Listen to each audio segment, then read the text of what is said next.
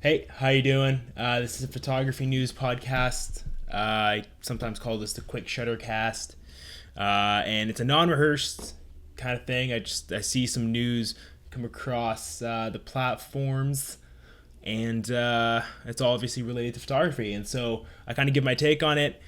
Um, so we have a few things here. So let's see if we can get into this real quick. I got to leave the house in T minus 2 seconds. So the first one, Amazon Prime Day 2019.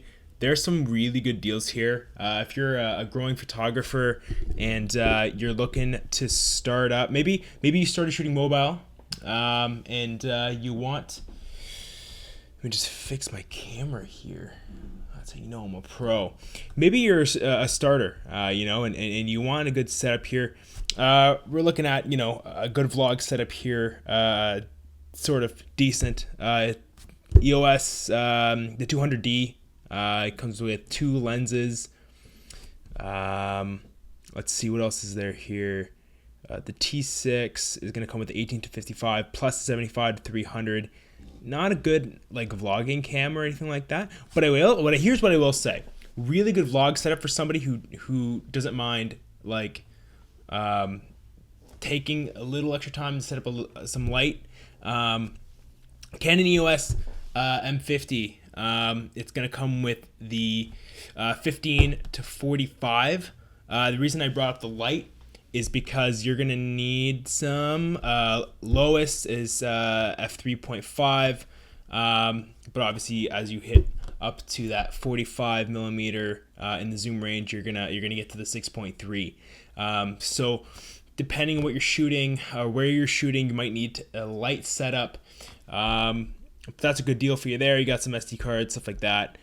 Just the whole point of this was just to bring to your attention that there's some good deals coming up. And if you're a growing photographer, like a lot of us are, then keep your eye out for Amazon Prime Day. I'll leave the link down below. Okay, next point. What do we have here? Sigma FP is official. Sigma's full frame mirrorless camera. And according to Digital Camera World, it looks amazing. Let's see. Sigma has been testing its new full-frame mirrorless camera for a while, but the official announcement is a bolt from the blue. Let's see here. Let's see if we have any specs. They have a trailer out. That's pretty cool. I'm looking at the design. I'll link the page for this as well. Wow. So the back interface is a lot of screen. There's only. Oh wow, that's interesting. The button layout is really odd. You're going to see what I mean. Okay, so you have a few buttons over here. You have the wheel and the push button. So you have... I'm not immediately seeing any customizable buttons, but that's hard to tell. Wow, okay. You have some really interesting button layouts. So there's a record and then a record button and then the trigger for photo. That's going to be annoying. I think they're a little close to each other. I think that the textures and the shapes should be, different enough, but I don't know. There's something here to Cine and still. That's pretty interesting. Probably going to want to alternate between the two if you're shooting video or photos. Okay, so full frame. L mount. Okay. Cool. Okay, what do we got here? Okay, we got 4K. It shoots 4K, but at what speed? It looks like it's 4K 30 frames. I don't think it can do any better than that. I'm looking at 1080 60 frames. That's disappointing.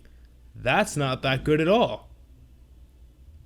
49 points for focus. I mean, that really doesn't mean anything to me. Like Sony says they got 1,000, and then Canon says they got 5, but they're just using different technologies, so it's kind of hard to tell if it's effective or not. Okay, it has the electronic shutter. It can shoot up to 18 frames per second. That's pretty impressive.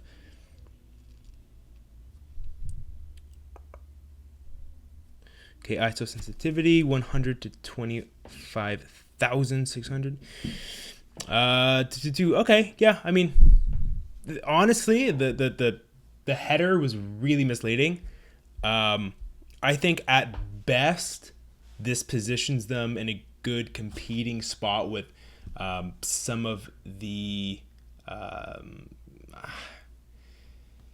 Canon. I'm gonna say it competes with some of the Canon stuff, but that's pretty much it. Like some of those lower ends, like the cameras we were just talking about. I maybe some of the used Sonys, like the older stuff, but it's not that crazy. Maybe I'm missing something here, but it doesn't look that crazy to me.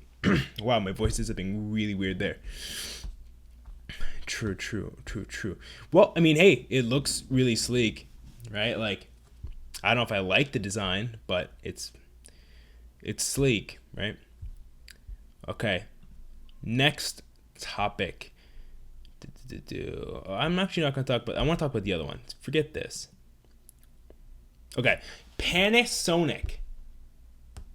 Well, okay, here's the funny thing. Everyone's like, I only recently started hearing about this craze, but like obviously 8K is a thing, right? Like it's just like it's fresh. It's very fresh. But like, why is this a headline, right? Panasonic won't go 8K until 2020.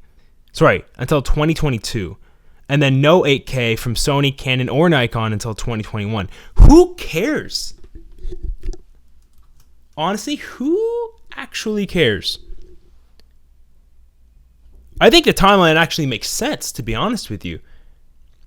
I get that a lot of people are shooting in 4K right now, but no one's consuming, not everyone, and I'd actually argue that probably not a whole lot of people are consuming their content in true 4K right now. I think that 4K TVs are slowly starting to work their way in to households.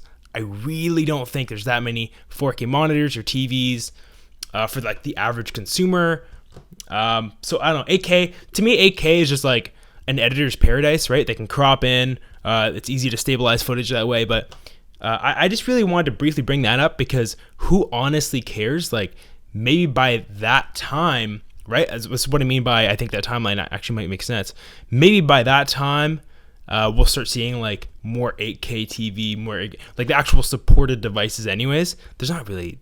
I mean, I don't know, right? But I don't think there's a whole lot of 8K supported devices, right? I mean, I know our phones don't support 8K, right? We're just starting to see 4K on our phones. So, yeah, I mean, to be honest with you, this is kind of a stupid article, in my opinion, at least. All right, well, anyways, that was quick. I'm definitely going to have to add some structure to this. I don't think that was a very good show, but I'm going to post it anyways. I had an opinion on a few of these things, so I'm going to share it. I'm holding my mic like this. I'm doing it. Okay, anyways, so this has been me, very unproduced. You see why I do cuts, a lot of cuts now, right? It's not just because like I truly admire Philip DeFranco and I really like the editing style. It's also because it really masks all of my errors, all of my, this. See how I see? Sometimes I do that where I'll be like, all of my no, I actually don't have a word. Anyways, till next time, I'm Michael Costa, growing photographer. I should have said that at the beginning. Till next time, have a good one, guys. Peace.